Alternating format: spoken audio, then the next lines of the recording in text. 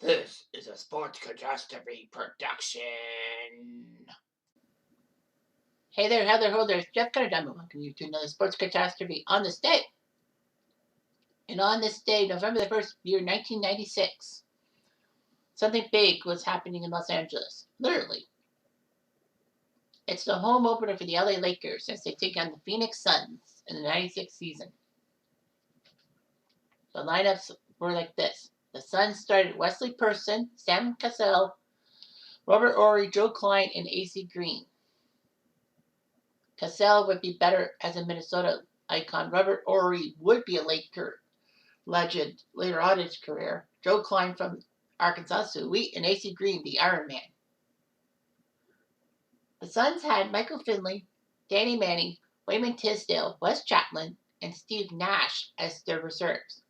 For Nash, this was his debut match, as he was drafted by the Suns in that famous 96 NBA draft. But that's not why this is a memorable game.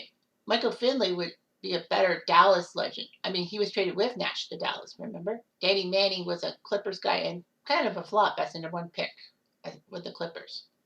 Wayman Tisdale, star for Indiana. Rex Chapman, okay. But anyway, the Lakers, their reserves were Byron Scott, Derek Fisher, Corey Blunt, Ramil Robinson, Sean Brooks, and Travis Knight, with a young Kobe Bryant as a reserve and part of the 96 NBA draft as well. So Hornets drafted him but traded him to LA for Vlade Divac. Kobe didn't play in that game, which was strange. I thought he would play at least a few minutes. They were banking a lot on this Kobe guy and he didn't even give a one freaking minute. Anyway, Byron Scott was still around from the Showtime Lakers of the 80s. Derek Fisher, he was still the Lakers icon. And Travis Knight. You give Travis Knight 46 seconds and Kobe Bryant nothing? But anyway, that's not why this game is memorable. The Lakers had Cedric Ceballos, Eldon Campbell, Eddie Jones, and Nick Van Exel as their starters. Cedric Ceballos was known for his slam dunk competition winning Phoenix in 92. Eldon Campbell was a decent player. I think, yeah, he was the backup center for the Lakers in 91 for the Showtime team. Eddie Jones was decent, but he was better known as a Heat star. And Nick Van Exel, well, yeah, Nick Van Exel's great. But that's not why this game is memorable. So, wait a minute. You only get 4 starters. That's right, because starter number 5 is the reason why I'm doing this thing in the first place. His name, Shaquille O'Neal. That's right. November 1st, 1996 was the first ever game of Shaq in a Lakers uniform. Which is like, wow, that's amazing. Don't you think? Yep. That is what it is. So Shaq was in LA. Now, Shaq had a weird path to get to Los Angeles. First of all, he was drafted first overall by the Orlando Magic in the 92 draft from LSU. He was this big guy. Orlando almost got to the playoffs in 93 in his rookie campaign, but they missed out by 1 game. No matter. 94, they do a little bit better. Orlando gets some help and all that. Shaq grows. By 95, Orlando was tight. Nick Anderson, Penny Hardaway, Shaq, Dennis Scott. Orlando actually looked pretty good. They sparkled. And it helped that Michael Jordan was not in the league. So Orlando was the best team in the Eastern Conference. They would take care of the Chicago Bulls in the conference semifinals. MJ making that failed attempt to come back, trying to help the Bulls win a title in 95. So Shaq was on the attack. And the Magic got to the NBA Finals by beating Indiana in the conference finals. They would take on the Houston Rockets, and people thought Orlando was going to whoop Houston's butt. I don't think so.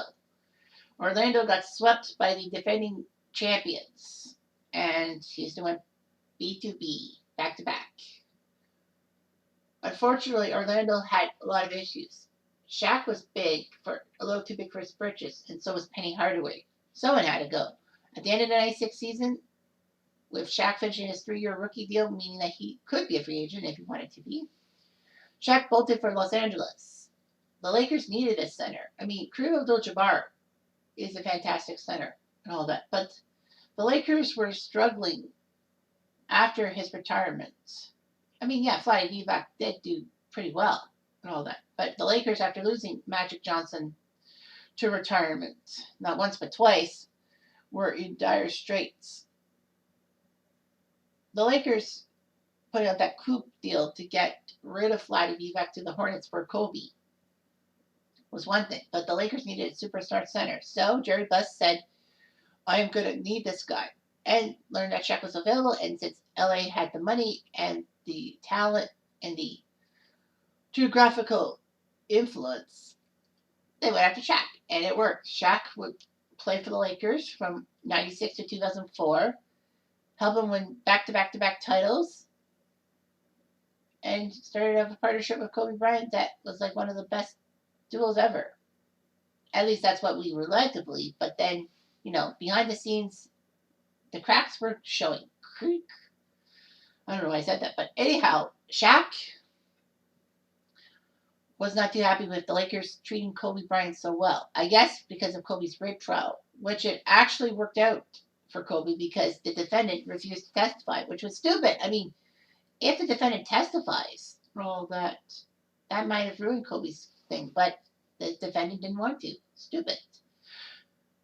Because it just made the defendant look like dog crap.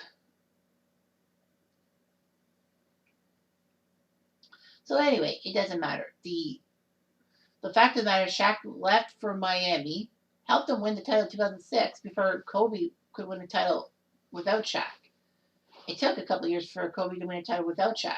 And Shaq told Kobe, how does my ass taste? Shaq would have unbelievable stuff with both Boston and Phoenix as well. And Kobe would stay a Laker for life.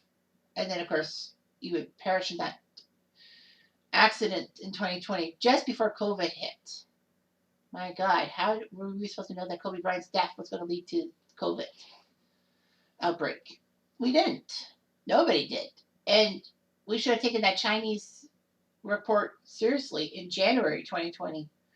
But I was thinking to myself, oh, it's going to be like SARS. It's going to paralyze us for about 6-7 months, and then we'll be back to normal. Wrongo.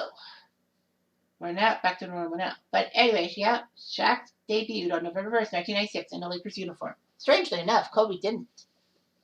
Why? I don't know. Anyway, I'm Jeff Diamond. I do.